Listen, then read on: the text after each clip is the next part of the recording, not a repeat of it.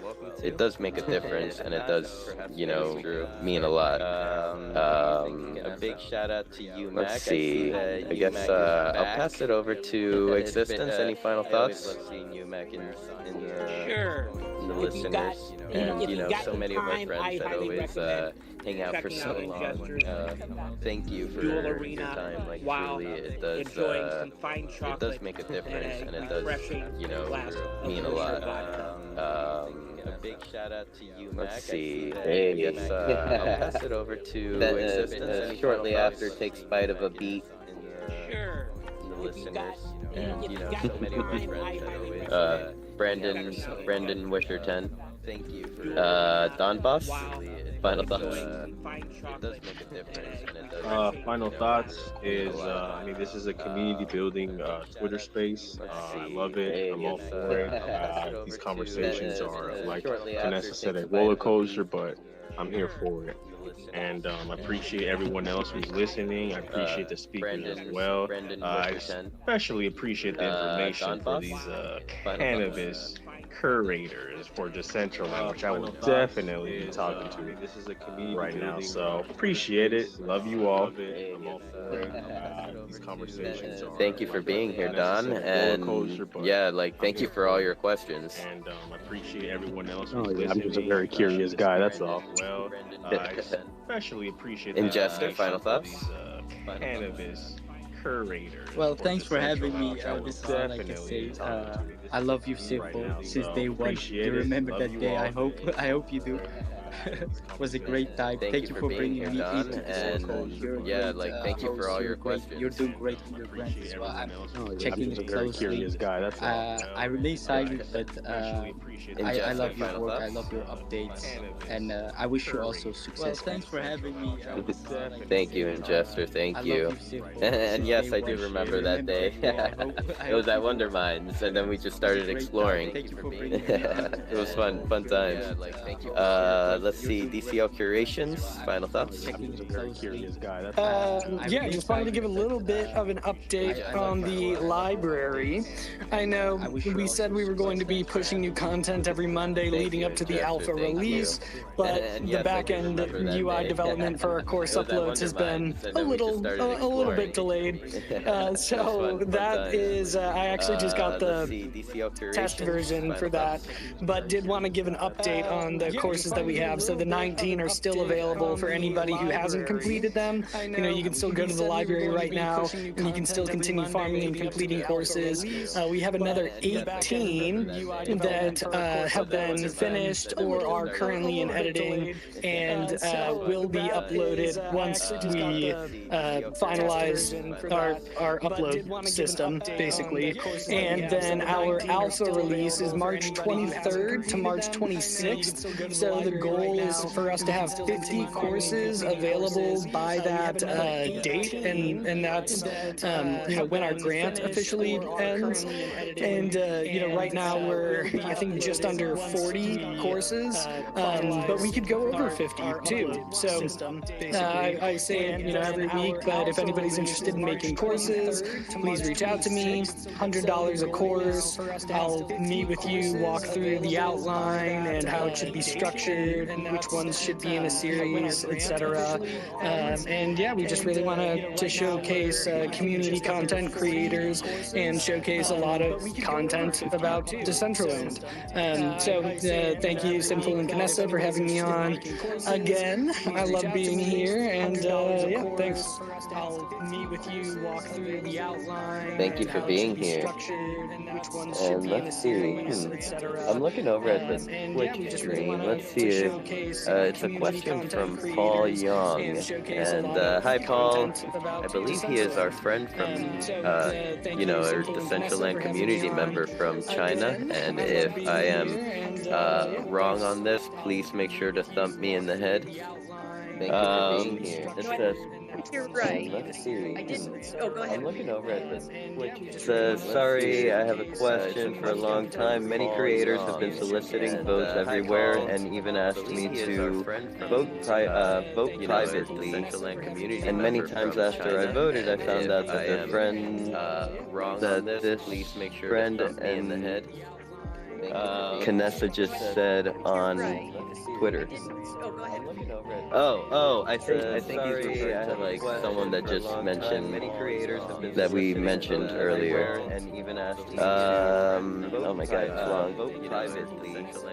And many times after I voted, I found out that their friend, that this friend. Okay, maybe I'll have to take that question privately. I just to kind of like dissect it, or can you or I responded on Twitter because I I'm not. think he's referring to like someone that just mentioned So hopefully we that have we some mentioned dialogue there earlier. because I want to be able to answer. I think there's Oh my God, it's just a long. little bit of And translation. many times after I voted, I found out that Yeah. their friend, this Hold on, everyone. friend. Okay, maybe I'll have to take that question privately. Sorry about that. just To kind of like final dissect thoughts, it. Vanessa? Or can you or I responded on Twitter. I I think just same thing as every week. Just be kinder than you have to be to people because we don't know what each other is going through. able to answer. Yeah.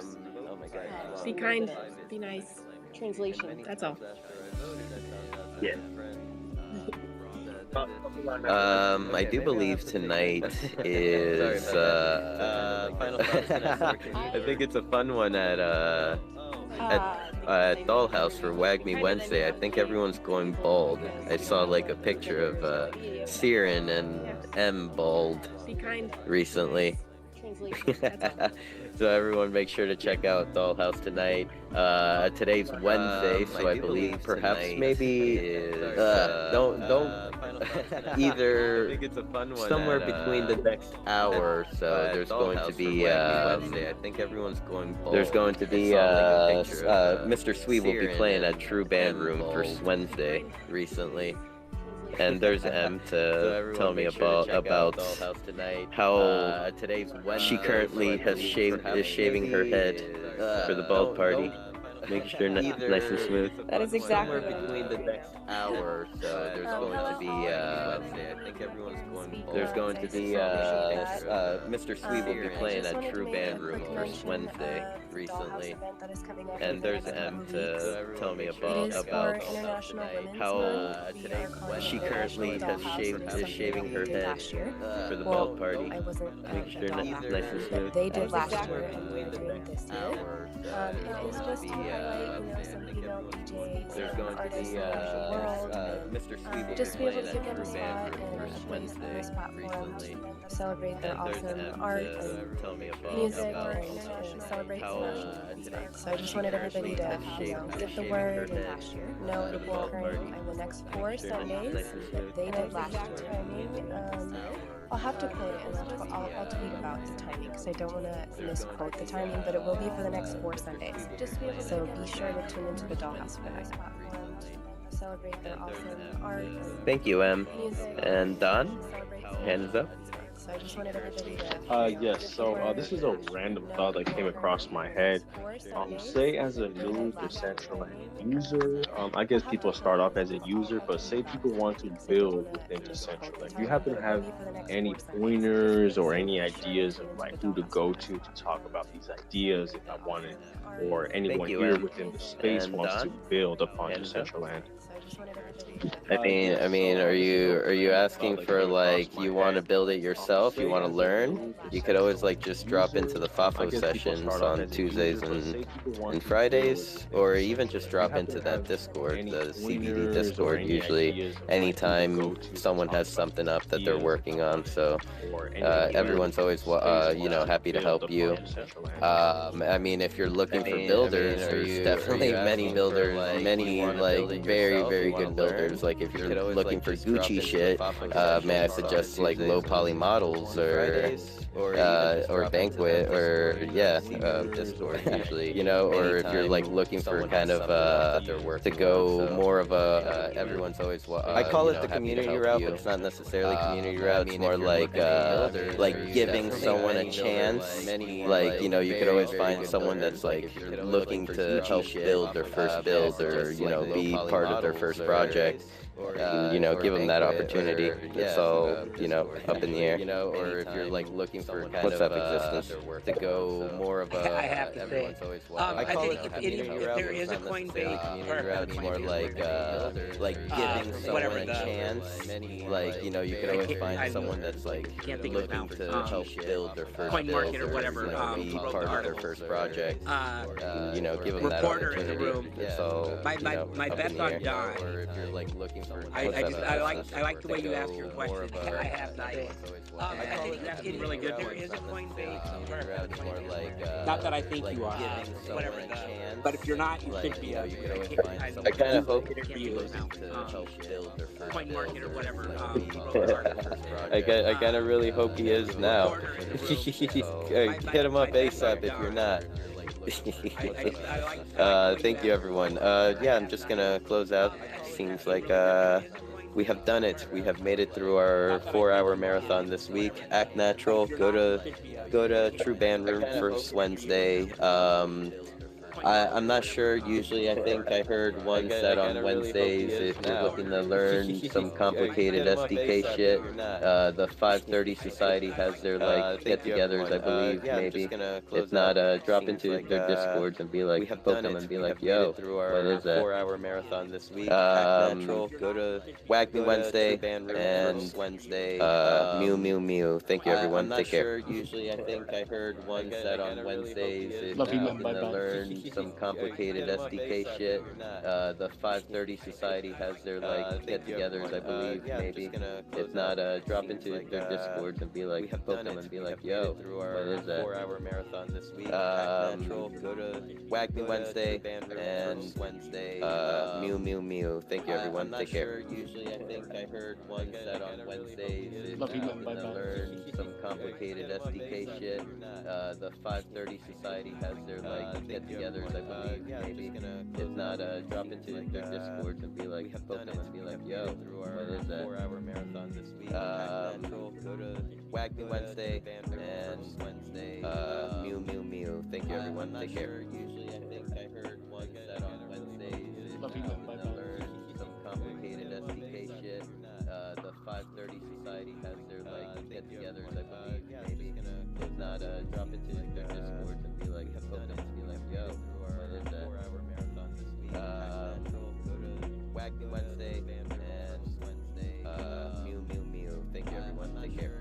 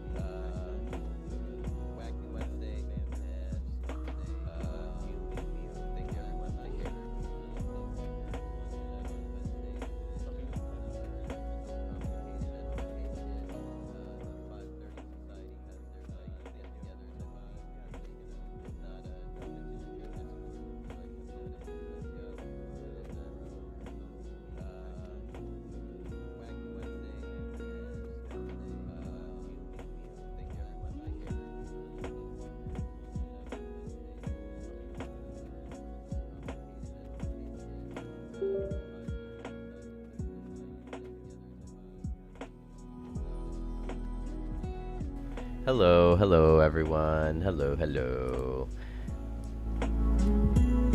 So, what do you guys think? Anyone watching, anyone listening out there?